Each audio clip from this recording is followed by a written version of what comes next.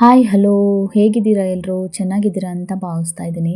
ಬನ್ನಿ, ಇವತ್ತು ನಾನು ಆಚೆ ಕಡೆಯಲ್ಲಿ ಸಿಗುವಂತಹ ಹೋಟೆಲಲ್ಲಿ ಸಿಗುವಂತಹ ಗೋಬಿಯನ್ನು ಮನೆಯಲ್ಲೇ ಹೇಗೆ ಈಸಿಯಾಗಿ ತುಂಬ ಟೇಸ್ಟಿಯಾಗಿ ಮಾಡ್ಕೊಳ್ಳೋದು ಅಂತ ತೋರಿಸ್ಕೊಡ್ತಾ ಇದ್ದೀನಿ.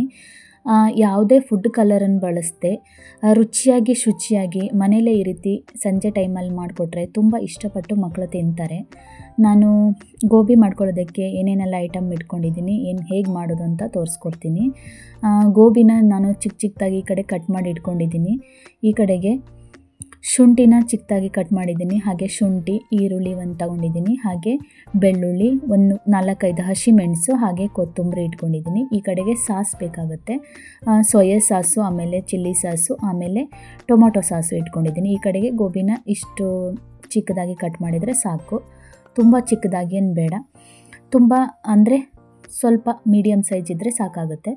ಈ ಕಡೆಗೆ ನಾನು ಬಿಸಿನೀರನ್ನು ಕಾಯಿಸೋಕಿಟ್ಬಿಟ್ಟು ಬಿಸಿ ನೀರಿಗೆ ಈ ಗೋಬಿನ ಸೇರಿಸ್ತಾ ಇದ್ದೀನಿ. ಯಾಕೆ ಅಂದರೆ ಗೋಬಿಲಿ ಚಿಕ್ಕ ಚಿಕ್ಕ ಹುಳ ಇರೋ ಚಾನ್ಸಸ್ ಇರುತ್ತೆ.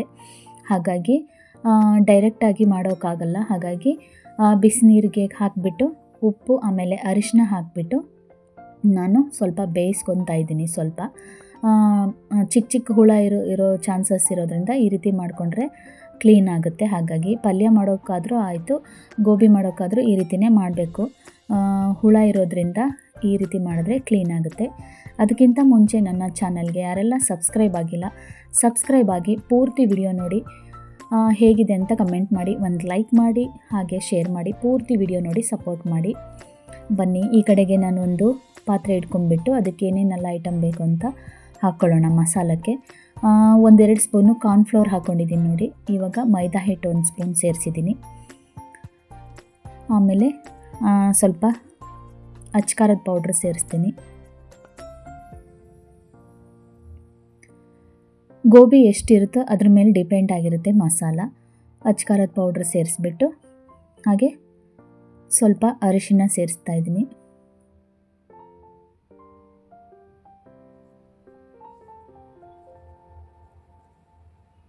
ಹಾಗೆ 1-2 ಸ್ಪೂನು ಅಕ್ಕಿ ಹಿಟ್ಟು ಸೇರಿಸಿದ್ದೀನಿ ನಾನು. ಇಷ್ಟು ಸೇರಿಸಿದ್ದೀನಿ. ಈ ಕಡೆಗೆ ಬಿಸಿ ನೀರಲ್ಲಿ ಇಷ್ಟು ಬೆಂದರೆ ಸಾಕಾಗುತ್ತೆ. ಸ್ವಲ್ಪ ಕುದಿಯೋ ನೀರಲ್ಲಿ ಅಷ್ಟು ಬೆಂದ ತಕ್ಷಣ ಇವಾಗ ಸೋಸ್ಕೊಂಡು ಇಟ್ಕೊಂಡಿದ್ದೀನಿ. ನೀರೆಲ್ಲ ಚೆನ್ನಾಗಿ ಬಸ್ದು ಇಟ್ಕೊಬೇಕಾಗುತ್ತೆ ಗೋಬಿನ.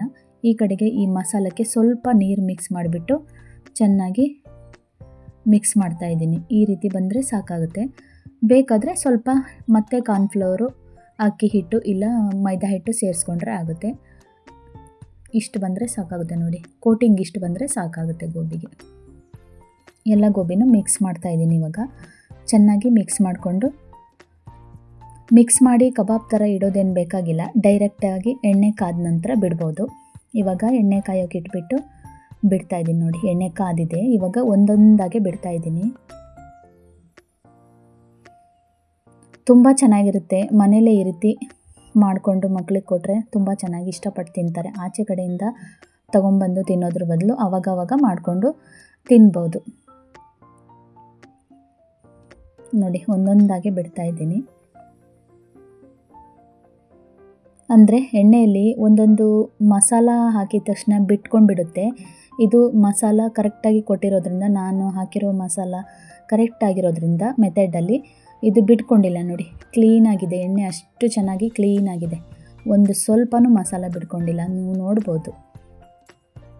ಈ ಹದಕ್ಕೆ ಮಾಡಿದ್ರೆ ತುಂಬ ಚೆನ್ನಾಗಿ ಬರುತ್ತೆ.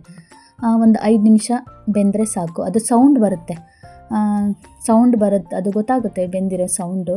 ಅದು ಎತ್ತಬೇಕಾದ್ರೇ ಗರಿ ಗರಿ ಗರಿ ಸೌಂಡ್ ಬರುತ್ತೆ. ಆವಾಗ ಎತ್ತಿದ್ರೆ ಸಾಕಾಗುತ್ತೆ ಗೋಬಿನ. ಮತ್ತೆ ಒಂದು ಸರಿ ಹಾಕ್ತಾಯಿದ್ದೀನಿ ನಾನು. ಒಂದು ಸರಿ ತೆಗೆದೆ, ಇವಾಗ ಮತ್ತೆ ಒಂದು ಸರಿ ಹಾಕ್ತಾಯಿದ್ದೀನಿ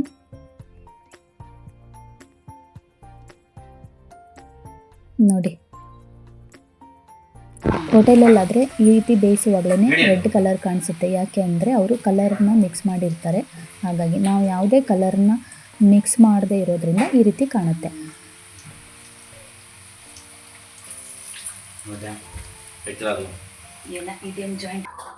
ಈ ಕಡೆಗೆ ನಾನು ಗೋಬಿನ 2 ಸರಿ ಬೇಯಿಸಿ ಆದ ನಂತರ ಒಂದು ಬೌಲಲ್ಲಿ 1-2 ಸ್ಪೂನ್ ಕಾರ್ನ್ಫ್ಲವರ್ ಹಿಟ್ಟನ್ನು ನೀರು ಹಾಕಿ ಮಿಕ್ಸ್ ಮಾಡಿ ಇಟ್ಕೊಂಡಿರ್ತೀನಿ ನೋಡಿ. ಸ್ವಲ್ಪ ನೀರು ಹಾಕಿಬಿಟ್ಟು ಮಿಕ್ಸ್ ಮಾಡಿ ಇಟ್ಟಿರ್ತೀನಿ ಈ ಕಡೆಗೆ. ಇದು ಬೇಕಾಗುತ್ತೆ, ಲಾಸ್ಟಲ್ಲಿ ತೋರಿಸ್ತೀನಿ ಯಾಕೆ ಅಂತ. ಮತ್ತೆ ಒಂದು ಪಾತ್ರೆನ ಇಟ್ಕೊಂಡ್ಬಿಟ್ಟು ಅದಕ್ಕೆ 2 ಸೌಟು ಎಣ್ಣೆ ಹಾಕಿಬಿಟ್ಟು, ಎಣ್ಣೆ ಕಾದ ನಂತರ ಚಿಕ್ಕ ಚಿಕ್ಕದಾಗಿ ಕಟ್ ಮಾಡಿ ಇಟ್ಕೊಂಡಿರೋ ಶುಂಠಿ ಹಾಗೆ ಬೆಳ್ಳುಳ್ಳಿನ ಫ್ರೈ ಮಾಡ್ಕೊಳ್ತಾ ಇದ್ದೀನಿ.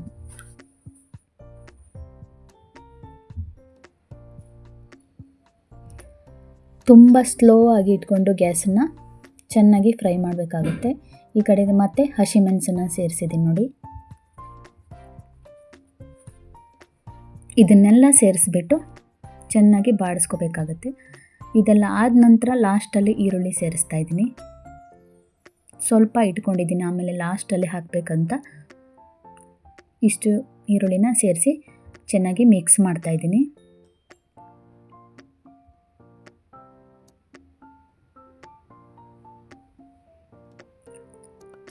ಆ ನಂತರ ಸೋಯಾ ಸಾಸ್ ಸೇರಿಸ್ತಾ ಇದ್ದೀನಿ. ಆಮೇಲೆ ಟೊಮೊಟೊ ಸಾಸು ಸೇರಿಸ್ತಾ ಇದ್ದೀನಿ.